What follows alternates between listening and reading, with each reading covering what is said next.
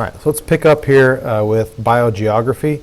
Again, the whole idea here is that organisms that evolved from a similar location tend to be more closely related to one another than do organisms that maybe have similar features or adaptations but evolve those features independently of one another.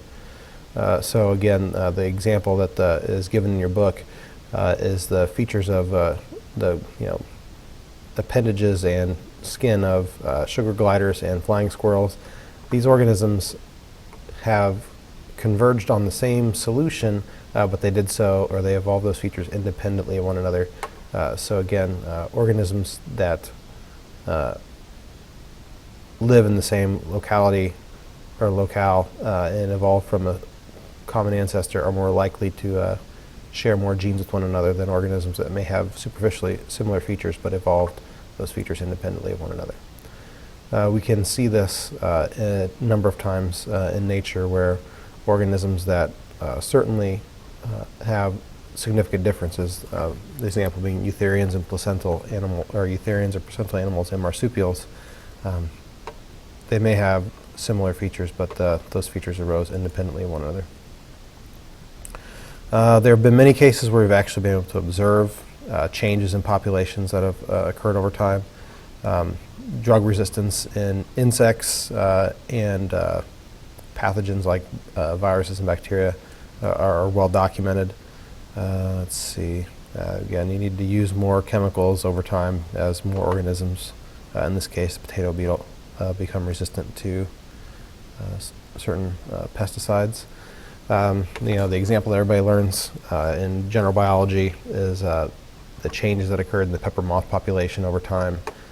Pre-industrial revolution, the bark on the trees was lighter, so the light-colored moths did better, and the dark-colored moths were eaten at higher rates. But during the Industrial Revolution, the lichens on the trees were killed, and the trees were darkened, and then the dark-colored moths blended in better, and they lived, and the light-colored moths changed. And then, more recently, as air pollution laws became more strict, the lichen came back, and the bark lightened, and the light-colored moths again became more prevalent. Let's see. So let's talk about some ideas here. Again, a big misconception is that evolution drives toward perfection or intelligence or ability or whatever the case may be. Again, evolution is about surviving. The goal of evolution is survival and reproduction. So the whole idea is that with a lot of the features organisms develop and evolve, there are some trade-offs. We have this S-shaped spine that helps center or provides a greater center of gravity or centers our body, but it flexes the spine in such a way that it makes us prone to back injuries. So we have some features that we evolve, but it does oftentimes have a downside to it. Okay. Again, you look at the changes in eohippus that have occurred over time, and again, it's just about the structural changes that have occurred in the organisms, rather than some sort of drive towards perfection. Let's see. We'll skip this little video here. Again,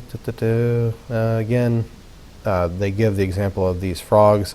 The frogs, the long, deep calls are an indication of the genetic well-being of the organism, and it's selected for by mates, so these frogs tend to reproduce at a higher rate, but these long calls help predators find them more easily. So it's a give and take between being able to indicate to potential mates your genetic prowess and then not being eaten by the horrifying looking bats. Naked morons, okay, blah, blah, blah. Changes, okay. You can see organisms that have moved into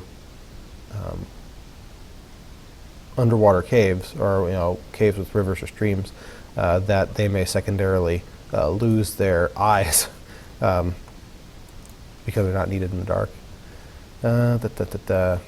Intelligent design. Some people will toss that out there. Again, it's nothing that we're going to touch in class because, first of all, it's an untestable hypothesis. So it really, on its face, can't be touched. And examples of why intelligent design maybe doesn't all pan out. Lots of people die of heart attacks that could be prevented if we had secondary or more prevalent routes for blood flow. Another issue here is your epiglottis. Does a nice job. You have your windpipe here, your trachea, through which air must pass, and you have your esophagus, through which food and liquids must pass. But they share a common space in the back of your throat. So when you swallow, ideally the epiglottis will cover the opening of the trachea to prevent food and water from moving down into that space. But it's certainly possible, and it does happen, where food and water can pass down into the trachea unexpectedly, or food can get lodged in the trachea and it kills a person. So ideally you wouldn't have that sort of overlap, but that's what we've been given. All right, so there we have it. Evolution is about building on what exists and dealing with trade-offs. Fiend.